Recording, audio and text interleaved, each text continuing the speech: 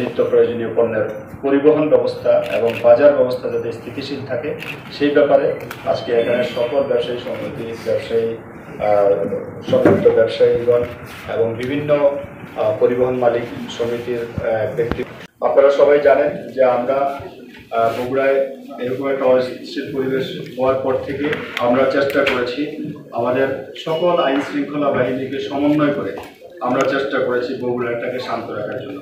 আমরা বিভিন্ন জেলায় যে সমস্ত ধ্বংসযজ্ঞ চালিয়েছে সেই জায়গা থেকে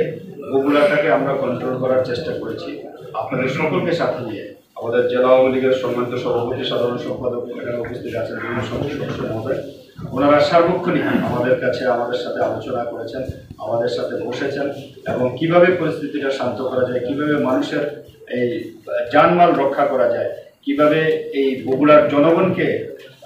শান্তি ফিরিয়ে আনা যায় এবং বগুড়ার জনসাধারণকে রক্ষা করা যায় সেই ব্যাপারে ওনারা অত্যন্ত আন্তরিক ছিলেন। আমাদের পুলিশ সুপার মহোদয় নতুন যোগদান করেছেন, 10 তারিখে যোগদানের পরে 15 তারিখ থেকে এই আজকে 24 তারিখ পর্যন্ত একেবারে অনিদ্রা কাটিয়ে কিন্তু আমরা মাঠে থেকে চেষ্টা করেছেন। আমাদের সকল বিজিবির সদস্য, আমাদের পুলিশের সদস্য, বিজিবির সদস্য, র্যাবের সদস্য এবং আমাদের গোয়েন্দা সংস্থা, আমাদের পরবর্তীতে আমাদের সশস্ত্র বাহিনীও কিন্তু আমাদেরকে সহযোগিতা করার জন্য এসেছেন। তা আমি মনে করি যে আমরা বগুড়ায় যে ধরনের ইয়াগুলো হয়ে গেছে, যে সমস্ত যে ধরনের অ্যাগ্রেসিভ মুভমেন্টে আক্রমণ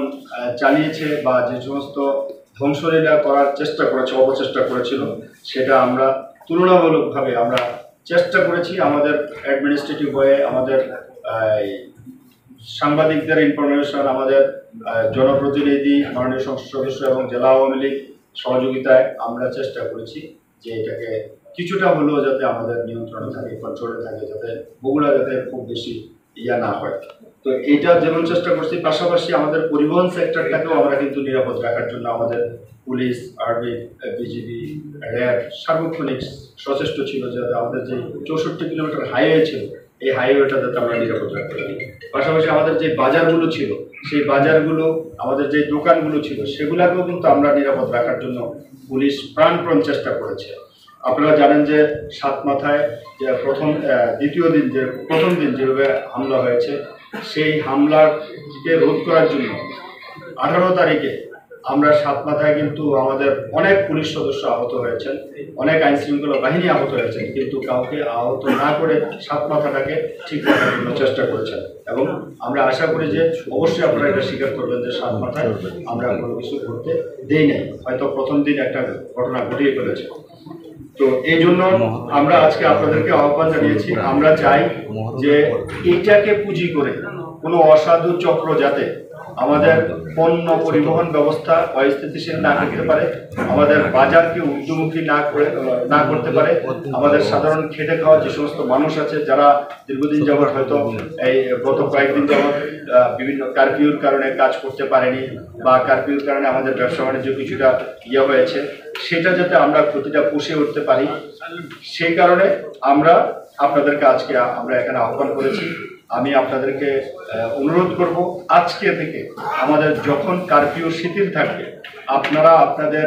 দোকান, শপিং মল, আপনাদের পরিবহন সেক্টর, আপনাদের পণ্য আদান প্রদান, আপনাদের পণ্য ব্যবস্থাপনা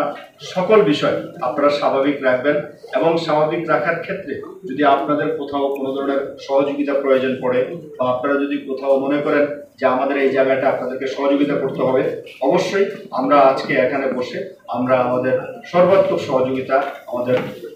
জেলা পুলিশের কর্ণধার, পুলিশ সুপার মহোদয়, র্যাবের কোম্পানি কমান্ডার সহ আমরা আমাদের আইন শৃঙ্খলা বাহিনী যারা আছি সবাইকে মিলে আমরা একসাথে আপনাদেরকে সহযোগিতা করব। আমরা শুধু সহযোগিতা নয়, আপনারা যেভাবে চাইবেন আপনাদেরকে নিরাপদ রাখার সর্বাত্মক চেষ্টা করা হবে। আরেকটা বিষয়, আমাদের কয়েকটা ডিস্ট্রিক্ট থেকে আমাদের এদিকে পণ্য পরিবহন হয়, যেমন নওগাঁ থেকে আমাদের চাল বিভিন্ন জায়গায় যায়, আমাদের বগুড়া থেকে যায়। তো আমরা গতকাল বাণিজ্য মন্ত্রী মহোদয়, প্রতিমন্ত্রী মহোদয় স্যার আমার সাথে ফোনে কথা হয়েছে, নওগাঁও থেকে যে সমস্ত ট্রাকগুলো এখান থেকে যায় সেগুলো যাতে নিরাপদে যেতে পারে সেই জন্য আমাদের যে সমস্ত উপজেলা ভিত্তিক যে সমস্ত রাস্তাগুলো উপজেলায় পড়েছে, যেমন আদমদিঘি, দুপচাচিয়া, তারপরে আমাদের সদর কাহালুর কিছু অংশ পড়েছে এবং আমাদের শাহজাহানপুর, শেরপুর, এই জায়গাগুলো আমরা অবশ্যই 64 কিলোমিটার নিরাপদ রাখবো। এই জায়গাগুলোতে আমাদের কিন্তু মানে টহল অব্যাহত আছে। আপনারা যারা নওগাঁওয়ের সাথে অ্যাটাচ চাল ব্যবসায়ী আছেন বা অন্যান্য ব্যবসায়ী আছেন তাদেরকেও আপনারা এটা মেসেজ দিবেন যে আমাদের বগুড়া অংশে কোনো অবস্থাতেই কোনো রাস্তায় অনিরাপদ থাকবে না। আমরা এটাকে নিরাপত্তার চাদরে ঢেকে রেখেছি এবং নিরাপদে পণ্য পরিবহন ব্যবস্থা আমরা সচল রাখতে পারবো।